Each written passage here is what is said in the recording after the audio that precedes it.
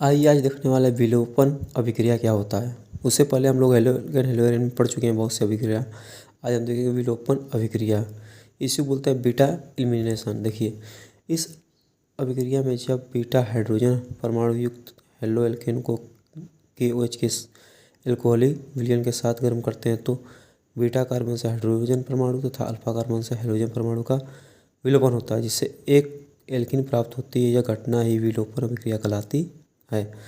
देखिए, विलोपन अभिक्रिया में बीटा हाइड्रोजन परमाणु सम्मिलित होता है, इससे बीटा विलोपन भी कहते हैं। जिसे जब किसी कार्बन पर कोई ग्रुप लगा हो, ठीक, तो ये जो कार्बन पर ग्रुप लगा हो तो उसको बोलते हैं अल्फा कार्बन। जस्ट इसके बगल वाला कार्बन क्या कहते हैं, बीटा कार्बन बोलते हैं। ठीक, तो देखिए हम ले लिए एक एल्किल हैलाइड या एथिल हैलाइड। देखिए उस पर एल्कोहलिक KOH की जब क्रिया कराते हैं तो ये कार्बन से क्या होता है, इसकी इलेक्ट्रोनेगेटिविटी क्या होती है, ज़्यादा होती है। तो ये जब निकलता है जैसे प्लस चार्ज होता है तो ये जो बॉन्ड होता है ब्रेक होता है इस पर। ठीक, जो बॉन्ड होता है ब्रेक होता है, इस पर प्लस चार्ज होता है, ये हाइड्रोजन निकलता है।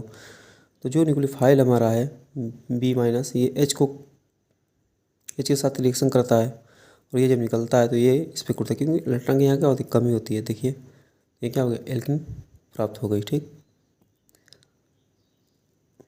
अब देखिए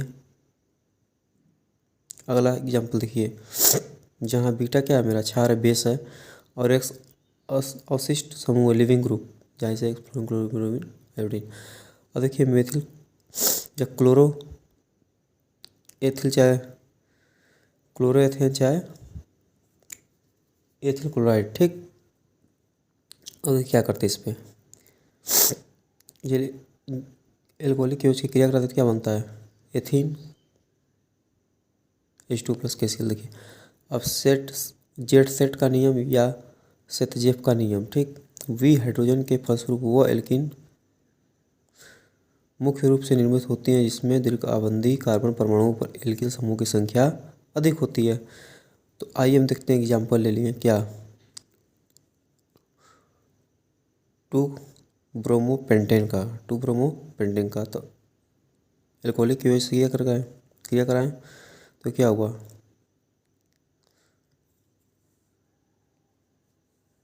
देखिए पेंट 1 इन होगा, पेंट 1 इन। ठीक, अब देखिए अब क्या करते हैं हम, फिर एक एग्जाम्पल ले लिए। अब देखिए बीच में एल्कीन प्राप्त होती, कहाँ पे, बीच में। ठीक, यहाँ से ये ब्रेक होगा तो यहाँ से। अब देखिए जो द्विबंध आबंध हमारा ये, ठीक, तो देखिए इधर क्या है, इधर भी एल्किल ग्रुप है और इधर भी एल्किल ग्रुप है, इसलिए क्या है 81% है। पेंट 2 इन सबसे ज़्यादा बनता है और पेंट 1 इन कम बनता है, क्योंकि इसमें एल्किल ग्रुप कहीं नहीं है। देखिए बस यही है, इधर देखिए दोनों साइड एल्किल ग्रुप कर है इसमें ना, कि एल्किल समूहों की संख्या अधिक होती है। ठीक, इसे हम लोग क्या कहते हैं, सेटजेफ का नियम या सेतजेफ का नियम। ठीक, एक जरा शब्द देख लीजिए, कभी कभी ये बोर्ड एग्जाम में आता रहता है क्वेश्चन। ठीक, आइए अब आगे देखते हैं। देखिए धातुओं से अभिक्रिया, कुछ कार्बनिक क्लोराइड, ब्रोमाइड तथा आयोडाइड जब कुछ धातुओं के साथ गर्म किया जाता है कार्बन धातुओं आबंध युक्त यौगिक देते हैं। इस प्रकार के यौगिकों को कार्बन धात्विक यौगिक कहते हैं। Alkyl magnesium halide RMgX carb धात्विक यौगिक का मुख्य वर्ग होता है। इन्हें ग्रिग्नार अभिकर्मक या ग्रिग्नार रिएजेंट भी कहा जाता है, RMgX को। ठीक, अब देखिए इसमें होता क्या है, ये अभिक्रिया हेलो एल्केन की शुष्क ईथर की उपस्थिति में मैग्नीशियम धातु से अभिक्रिया द्वारा प्राप्त होता है। जैसे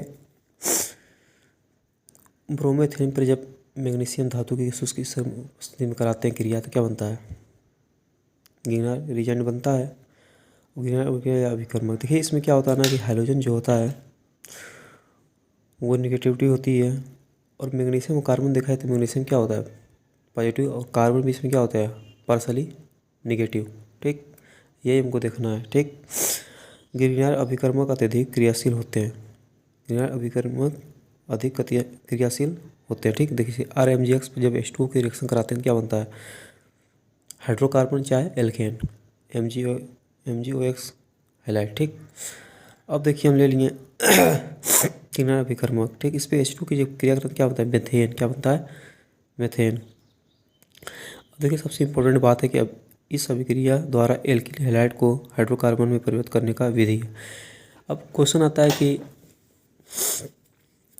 एल्किल हैलाइड को हम कैसे परिवर्तित करें हाइड्रोकार्बन में, तो किसको याद करेंगे, ग्रीनाइड अभिकर्मक। क्या करेंगे हम लोग, H2O का रिएक्शन करा देंगे। अब देखिए हम देखते हैं ऊर्जा क्रिया, ये बोर्ड के लिए बहुत इंपॉर्टेंट है और कॉम्पिटिटिव एग्जाम के लिए भी डायरेक्ट इससे भी क्वेश्चन बनते हैं।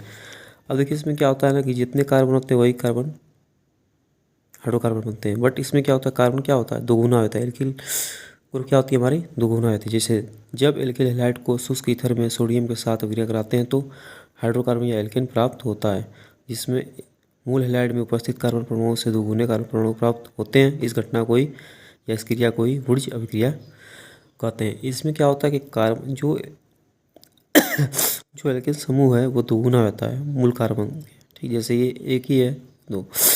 अब देखिए दो एल्किल हैलाइड पर क्रिया करें दो सोडियम का, ठीक, क्या एल्किल प्लस NH। जैसे देखिए